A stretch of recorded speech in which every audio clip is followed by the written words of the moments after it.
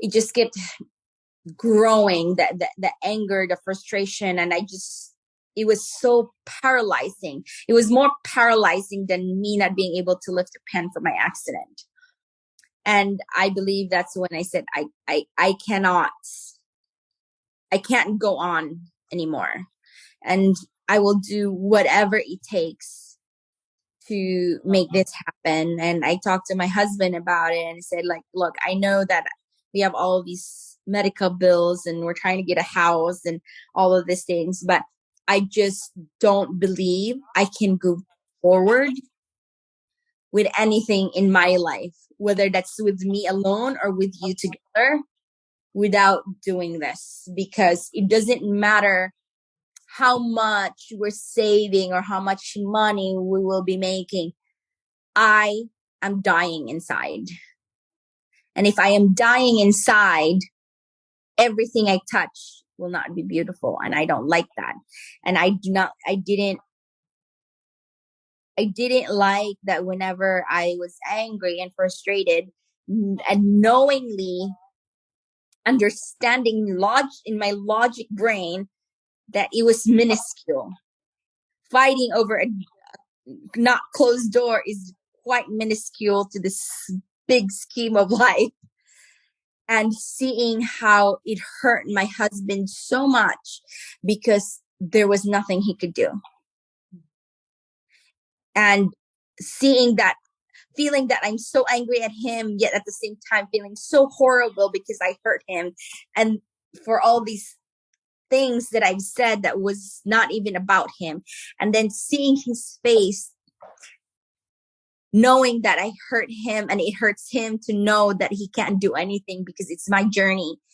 And it just affected everything. And I didn't like that. I literally felt this poisonous death creeping out of me and touching my life, my career, my job, I mean, my company, my marriage, and the person I love so much. And I didn't want that. I didn't want it to take a hold of all of that. And that was my responsibility to take care of. So I did whatever it took. How does it feel to have created all this change in your life? Oh my God, so relieving. Oh my God. And I truly mean it. Religious you may be or not. Oh my God, thank you. Because as I said earlier, it is exhausting and heavy to be in that anger.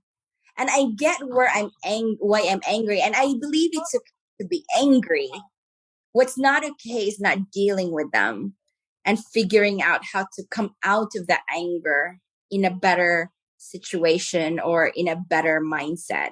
I believe anger and frustrations allow us to reconsider certain things or adjust or do better, right? Because there are things that either you've tolerated that you shouldn't have, mistakes that have happened and you ignored, or things that you just let slide because you don't want to deal with it. And thus the anger festers or you get frustrated and irritated. But until you face it and figure it out, it's never going to go away.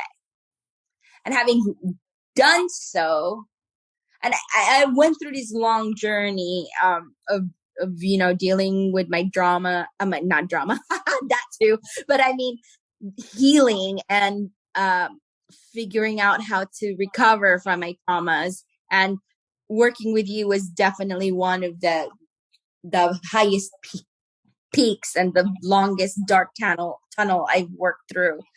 And having gone through that, it makes me feel as though I am renewed. I believe that if you have your reservations facing your anger and your frustrations or traumas, whatever it is that's going on that's affecting you negatively, you should just go for it.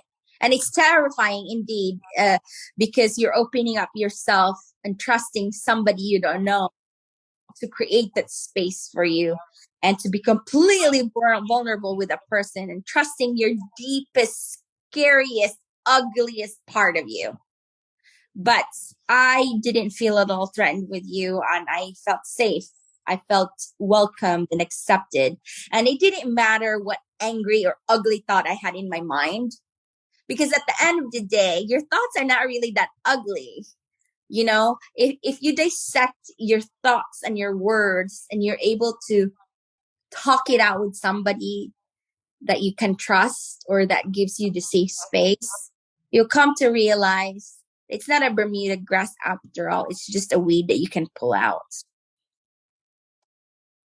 So you go for it. You go for it. And we're all afraid. I was freaking terrified. But you know what? I was a lot more terrified of hurting my husband more in marriage. And it wasn't even that I was afraid of of a possible divorce or that we will not be together. I was more afraid of the fact that I will hurt the one person I chose to be with, whom I really love. And that is more terrifying, and in a way an encouragement for me to face my fear. But beside him, also losing myself. Not, I mean, I guess myself is there. I am both that ugly and that beautiful, but not having a sense of choice, to deprive myself of the choice of who I wish and want to be and how I live, is more terrifying than facing the ugly.